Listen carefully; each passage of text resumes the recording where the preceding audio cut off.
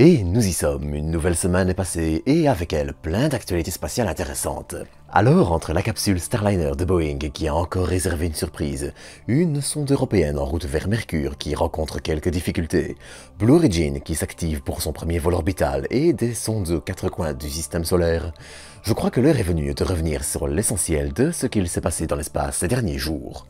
Et pour ouvrir le bal, je vous propose de nous rapprocher un peu du Soleil en nous dirigeant vers Mercure. Ce mercredi, la sonde européenne et japonaise Bepi Colombo survole une nouvelle fois la planète, qui est sa destination finale, pour une nouvelle manœuvre d'assistance gravitationnelle la plaçant progressivement sur une orbite optimale pour son arrivée.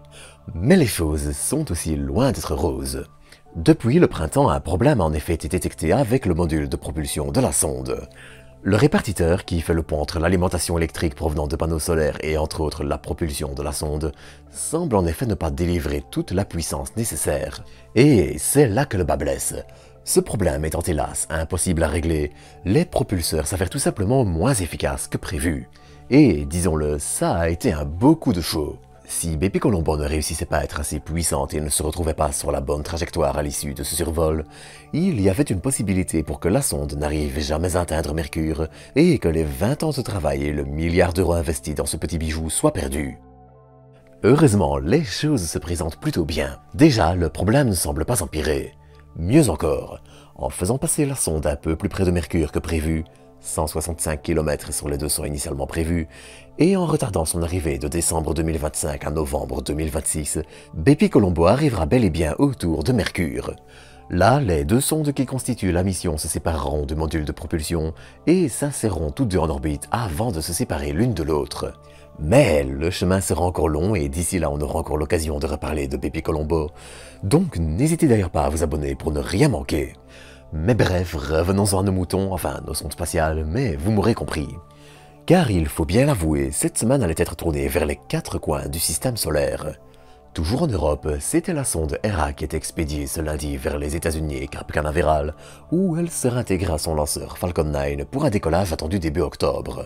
Hera partira ainsi étudier l'astéroïde Didymos et sa lune Dimorphos que l'impacteur américain DART avait percuté en septembre 2022 pour une mission de test de redirection d'astéroïdes. D'ailleurs, une récente étude montre que cet impact a créé un petit nuage de débris qui, dans un avenir proche, devrait créer une pluie d'étoiles filantes supplémentaires sur Terre qui, même si elle sera faible, reviendra tous les 100 ans environ. Mais alors qu'Hera quitte l'Europe, la mission américaine Europa Clipper continue elle aussi d'avancer rapidement. Devant décoller à seulement 3 jours d'intervalle avec Hera, Europa Clipper s'apprête à rejoindre la lune jovienne Europe dans laquelle on soupçonne l'existence d'un océan sous son épaisse croûte de glace. Et cet océan est, disons-le, une cible de premier plan dans l'exploration du système solaire. On soupçonne en effet que les lunes glacées de Jupiter, à savoir Callisto, Ganymède et surtout Europe, disposent en effet à la fois d'océans souterrains, et d'ailleurs l'européenne JUICE, qui est elle déjà en route, se focalisera sur les autres lunes glacées, mais aussi des composés essentiels à la vie. Savoir comment l'océan d'Europe et des lunes glacées en général est apparu, connaître sa composition, sa température, les interactions avec sa surface et encore bien d'autres, seront ainsi une étape essentielle pour savoir s'ils sont habitables et habités. Et ça, eh bien, ce sera le travail d'Europa Clipper, dont je reparlerai aussi très bientôt. Mais Jupiter n'est pas la seule planète à disposer de ce genre de lune. Dans une moindre mesure, les petites lunes saturniennes Encelade, qui est-elle recouverte de glace, et la lune Titan sont aussi des cibles d'intérêt. En plus d'un possible océan souterrain, et j'insiste sur possible car c'est à prendre avec du recul, la lune présente aussi un paysage à la fois radicalement familier et différent de la Terre. Avec ses températures proches de moins 180 degrés, la Lune est suffisamment froide pour permettre au méthane d'être sous forme liquide. On y trouve ainsi un cycle du méthane comparable au cycle de l'eau sur Terre, avec des paysages faits de lacs, rivières, plages et autres pluies. Ainsi, il est peu surprenant que la volonté d'explorer cette Lune, déjà visitée par l'atterrisseur européen Huygens en janvier 2005, soit omniprésente.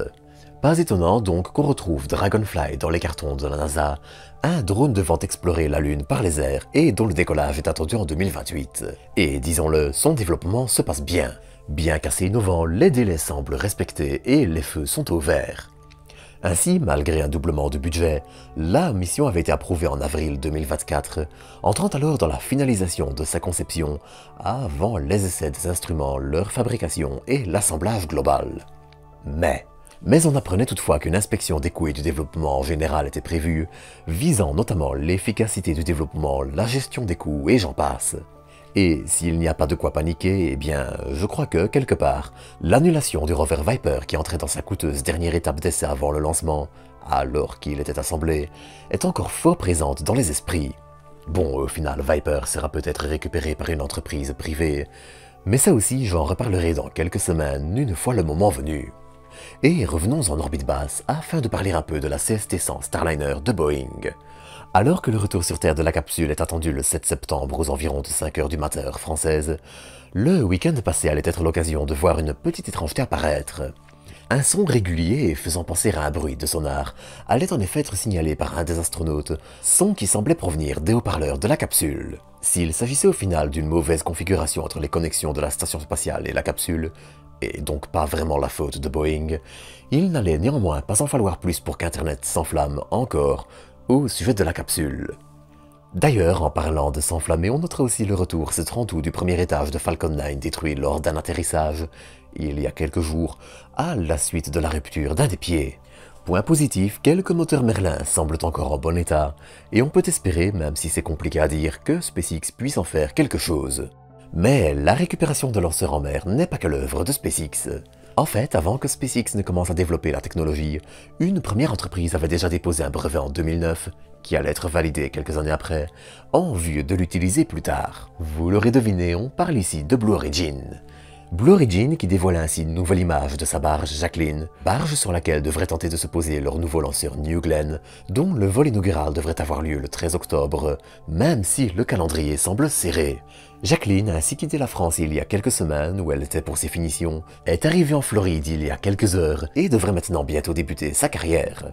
Dans la foulée, le second étage qui servira lors du premier vol de New Glenn devrait, lui aussi, débuter sa campagne de test dans les prochains jours. Enfin, on notera que la voile solaire de la mission ACS-3, lancée par Rocket Lab pour la NASA il y a déjà plusieurs mois, cette technologie permet ainsi d'utiliser le vent solaire ou même la lumière de notre étoile, et à l'avenir pourquoi pas un rayon focalisé, pour se déplacer dans l'espace. Et si la technologie est pour le moment expérimentale et peu utile, elle pourrait permettre de voyager aux quatre coins du système solaire, voire, rêvons un peu, de visiter un jour une exoplanète à l'aide de petites sondes, pouvant atteindre une fraction de la vitesse de la lumière. Mais ça aussi, il faudra en reparler le moment venu, et je parle justement de ces technologies futuristes dans une vidéo avec 12 parsecs, que vous trouverez en écran de fin. Allez, sur ce, à bientôt pour de nouvelles doses d'espace.